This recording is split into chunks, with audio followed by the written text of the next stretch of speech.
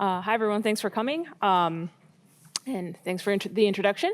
So what I'm going to tell you about, as was stated, is basically two parts, right? So the first part is going to focus on triangular Schroder polynomials, which is a more combinatorial story.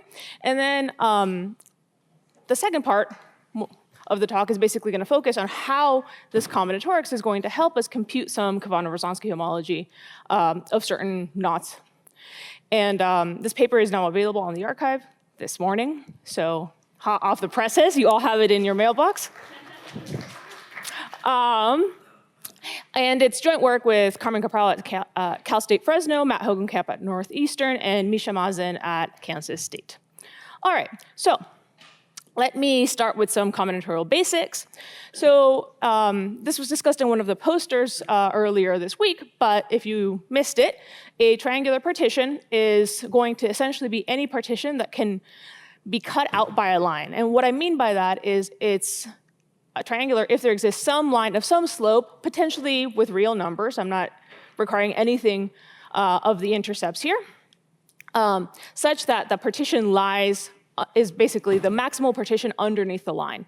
And you can imagine, without too much difficulty, that I can wiggle the line a little bit and get the same partition. So for a given partition, there are many lines that cut it out, many choices of S and R. So whenever that happens, we're going to say the partition is triangular, and assuming we choose some particular slope, of which we have many choices, we're going to write tau equal tau rs to indicate that we've made a choice. All right, so associated to a triangular partition, we can talk about an RS dig path. So most of you, if you've dealt with dig paths, are probably familiar with them in the form of lattice paths, right? So they normally show up as lattice paths beneath some choice of downward sloping diagonal. And for us, that's equivalent to saying that it's basically any subpartition of the triangular partition, right? Because if the triangular partition is the maximal partition underneath the line, then any subpartition is exactly the boundary of that partition is carving out a lattice path. And here again, R and S could potentially be real. We're just gonna treat that as a vacuum for now. There are some special cases that people have widely studied. For instance, when you let n be a positive integer, and then you fix r to be n and s to be n plus 1, then you will recover what is known as a classical Qt-Catalan polynomial, right, where this is basically summing over all possible dig paths, i.e. all possible subpartitions of this big triangular partition. And it's a sum over q to the area, 2 to the div, where area and div are certain combinatorial statistics that depend on the choice of subpartition. Area is easy. Area is really just the number of boxes inside the partition itself. So here, for example, the area would be 1 in the green partition, the green subpartition. Div is a more complicated statistic. I'm not going to define it, but you can compute it. You can find references to it many, many places. Okay, we're interested, as you can probably imagine, in these things called Schroder paths, or at least Schroder polynomials. So a Schroder path, unfortunately, I don't have such a nice way of describing it as a subpartition, but it is essentially just a very similarly defined lattice paths, but we allow some number of diagonal steps, right? So for example, here, this is a Schroder path, where we're allowing, again, some sort of lattice path underneath some fixed diagonal, but now we allow some of these corners to become diagonal steps. And then the Qt Schroder polynomial, the classical Qt Schroder polynomial, when again you restrict yourself to the n plus 1 comma n rectangle, is given by the following formula. Right, so it's again q to the area and t to the bounds, where area and bounds are some particularly defined combinatorial statistics. I'm not going to tell you what they are because we actually won't use these at all. And then here, nk, the k indicates that you have exactly k diagonal steps in your path. So this is all very classical. So if you've seen these definitions before, well, great. So what we want to do is ask, well, can we define Qt Schroder polynomials for arbitrary real numbers, not necessarily integers? And to do that, we're going to actually change our perspective from paths, like I showed you in the previous slide, to something known as invariant subsets. And this will make more sense later when I relate it to low-dimensional topology, but for now, just bear with me. So what I want to do is consider the following. So suppose m and n are coprime integers. Let's start with that specialization first. And we're going to say that a zero-normalized m and invariant subset is a subset just of positive integers that is invariant under shifting up by n and up by n. All right, so basically you take a sum, potentially infinite set, and then you just, you shift it to the right by n, and you want all the entries to be, did I lose it? Oh yeah, here it is. You want all the entries to be contained inside the subset already. And then we're going to say that the area of the subset is basically just going to be the complement inside the set of positive integers, or the size of the complement. I'm not going to define div for these subsets because it's a complicated definition and it's just a formula that essentially you're not going to get much out of, but there is a definition completely in the language of subsets for it as well. So why is this relevant? Because it turns out, this is a result of Gorski, Mazin, and Vazirani, that these subsets are actually in bijection with mn dict paths, right? So these lattice paths or these subpartitions that are fitting underneath a line of slope n over m. When n and m, again, I'm very much specializing here to the case of coprime integers. And I'm going to tell you basically how these things are in bijection, because we're going to use that shortly. So what I want to do is I want to identify every cell, right? Imagine you have some dict path, some subpartition in R by R squared, and then for every cell, I want to identify that cell with its top right coordinate, let's say x comma y, its northeast corner, and we're going to assign a labeling to every single cell in the following way. This is known as the Anderson labeling. And what it does is it basically assigns to every box the following function. And rather than staring at the formula, let me give you an example because it's quite easy to construct. So for example here, let's suppose that m is 4 and n is 3. Right, n is the vertical, m is the horizontal. What I want to do is I basically want to label these corners by 0, and as I move to the left, I add 3, and as I move down, I add 4. And so the bottommost corner here is always going to be m times n, and this assigns a unique number to this kind of horizontal strip. It's a bijection from the integers to this horizontal strip here. And you'll notice very quickly that actually all the numbers that are strictly, or all the boxes that are strictly below the diagonal are exactly the boxes that are labeled with positive integers, and that's true in general. Okay, so why do we need this labeling? Because this is going to allow us to assign sets of integers to these partitions in the following way. So we're going to say that, there we go. I really don't know how to use a pointer apparently. So for every dict path or every subpartition of tau mn, we're going to define the gaps of the set to be basically the set of labels of the boxes that are not contained in lambda, but contained in the big partition. So the set of boxes that are in between lambda and the big triangular partition that contains it. That's why we call it the gaps, right? So for example here, the big partition is 2, 1, right? Here's our diagonal.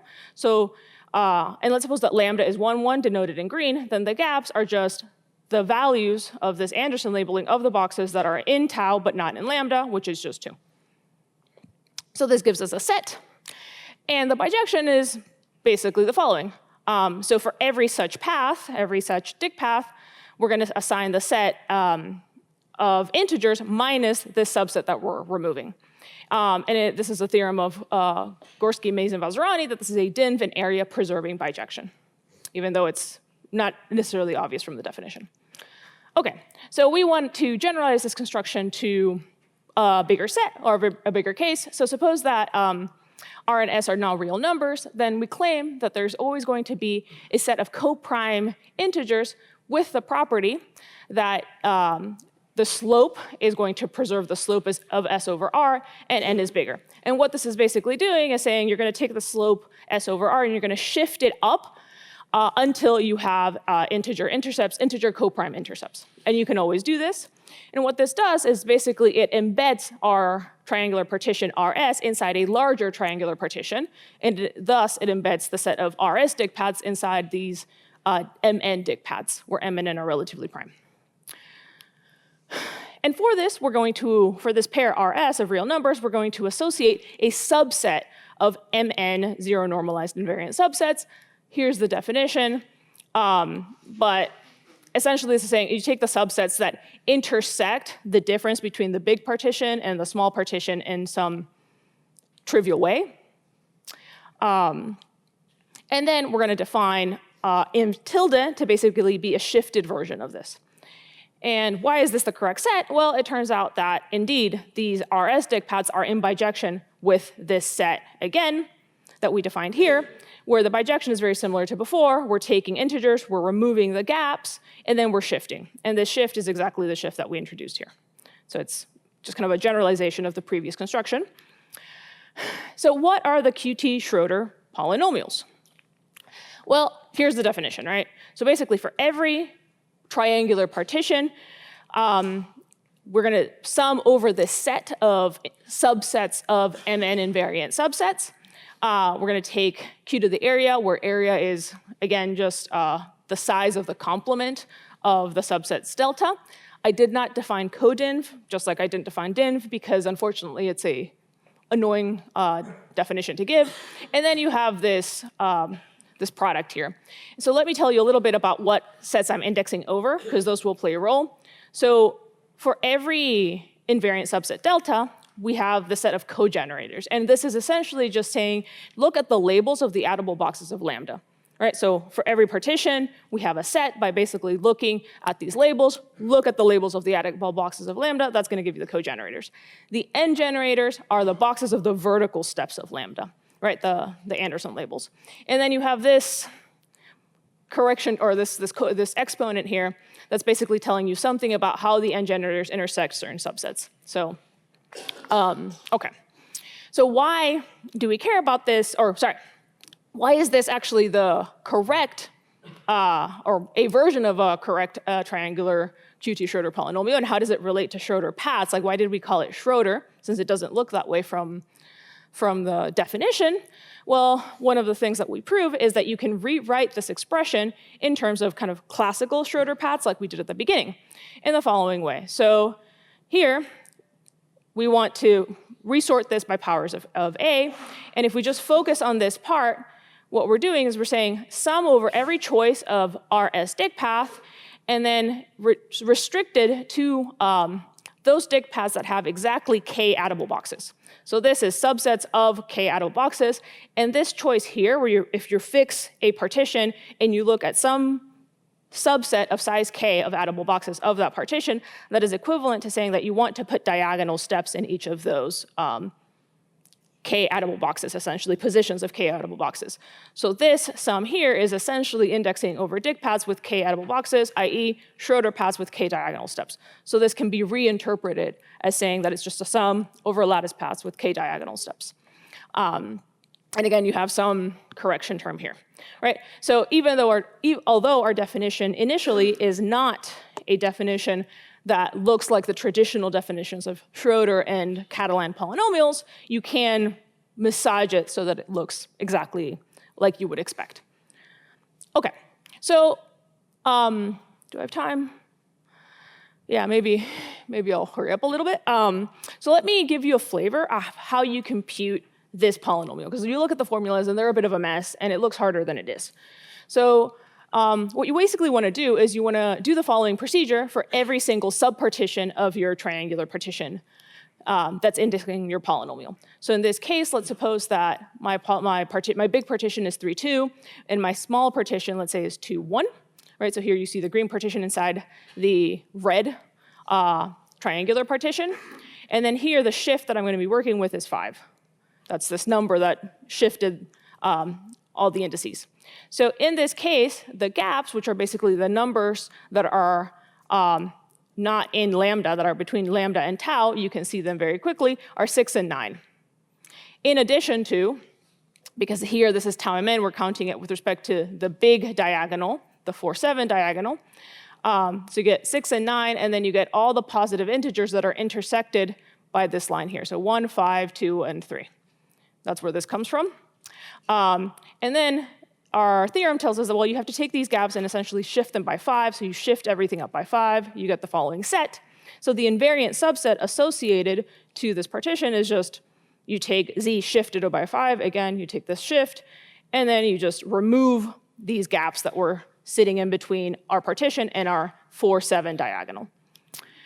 Then the cogenerators are literally just, you look at the set of addable boxes of this partition, which are 6, 9, and 3, and then you shift them by 5.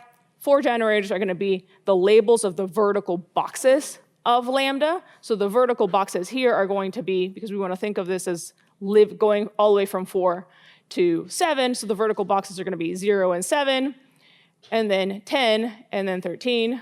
That's this set. You add 5, and you shift it. And from this information, you can compute all the statistics that I never really told you how to get. So here, you get that area is 2, codinv is 2, and you end up with this particular choice of monomial. And you'll notice that we have 3 cogenerators, and that's why you get 3 different factors of that product.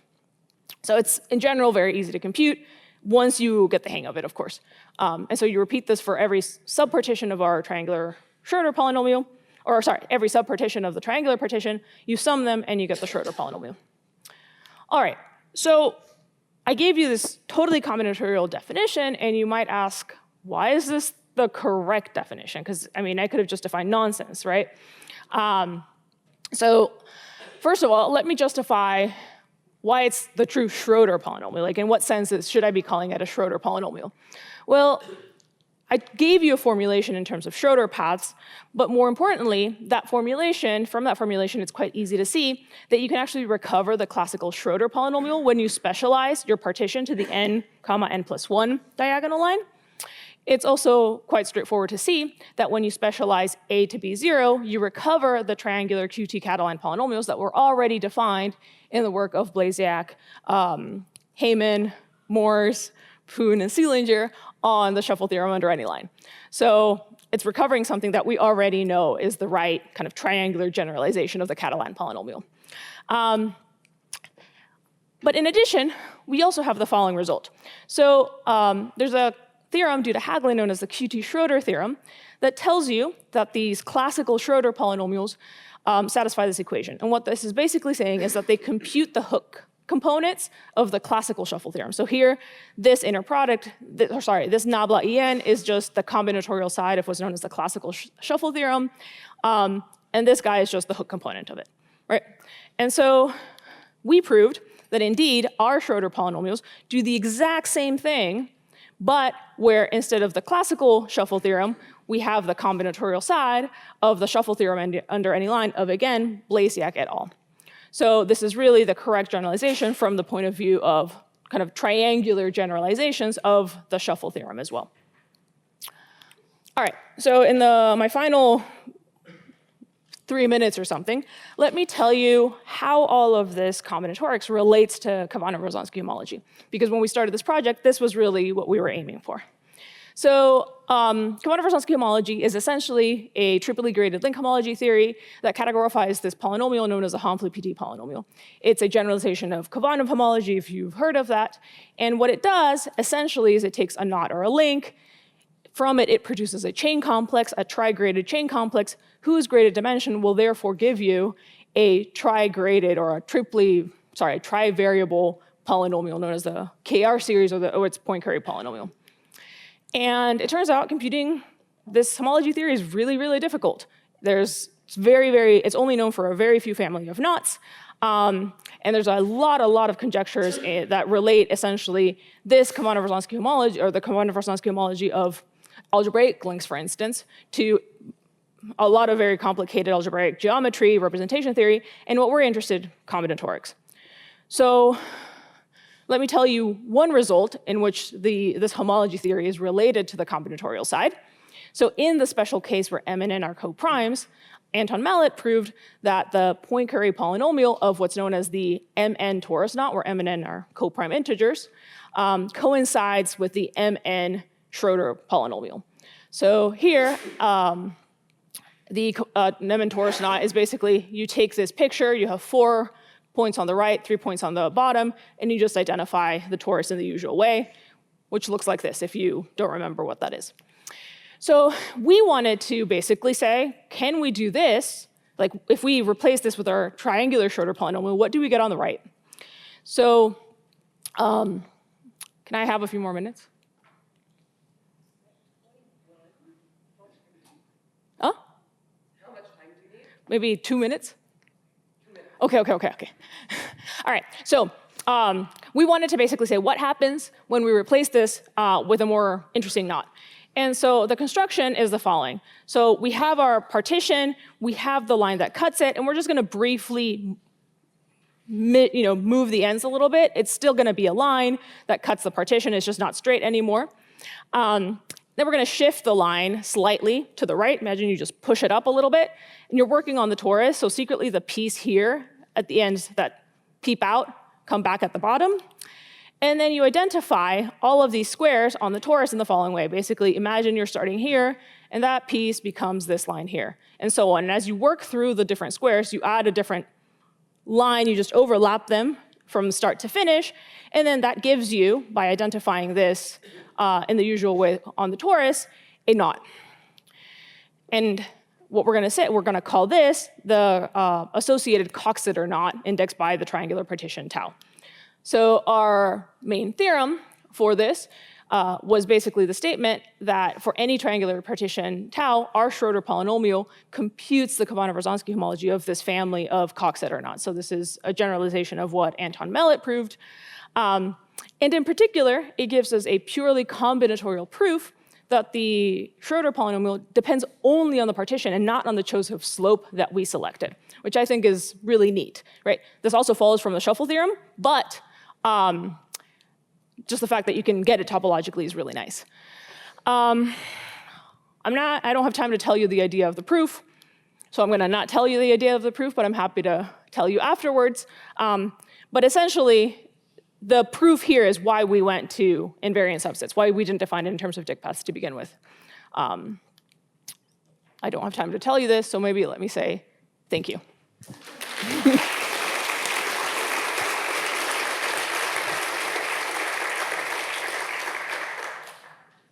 Thank you, Nicolle, for a delightful talk. Are there questions from the audience?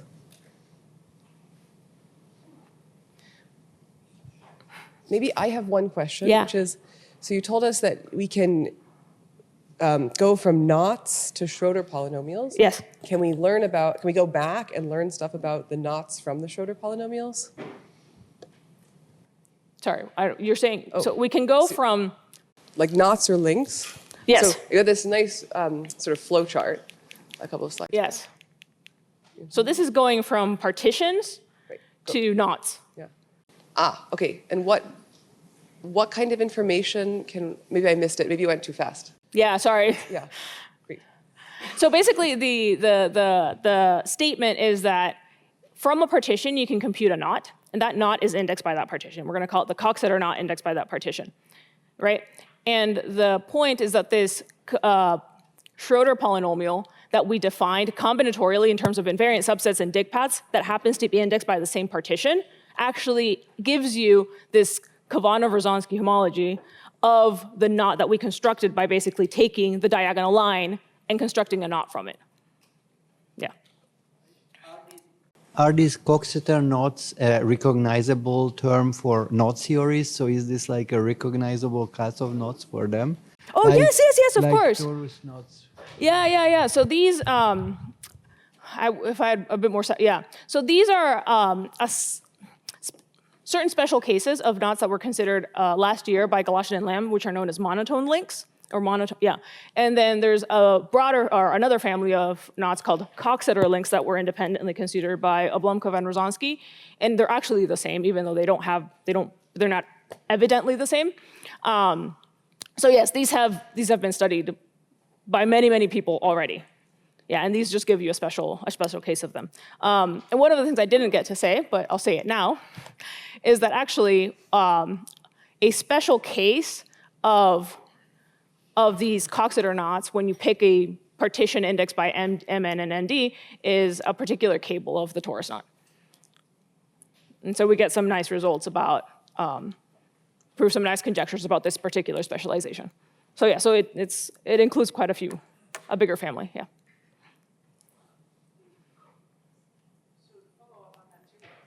Following up on the question of Gabor, are there other Coxeter knots for other types? That looks like it's based on the Coxeter elements, right? So if you go to type B or type D or something, what do those not look like? So I didn't give you, there's an explicit expression or an explicit way of defining Coxeter knot in terms of exactly the braid presentation of it, essentially. So yes, and essentially Coxeter knots are just indexed by partitions in general. And what we did is we computed its Khovanov-Rozansky homology in the case where the partition is a triangular partition, but not a partition in general, because of course you can imagine that not every partition is cut out by a straight line. And the construction here of Galatian and Lamb make it a lot more explicit, because in general you could take any monotone decreasing line, in which case the monotone decreasing line need not be a line, or need not be a straight line rather. A monotone curve need not be a line, and then you can get every partition in that way. So yeah, this is very, very special for the case where the partition happens to be triangular.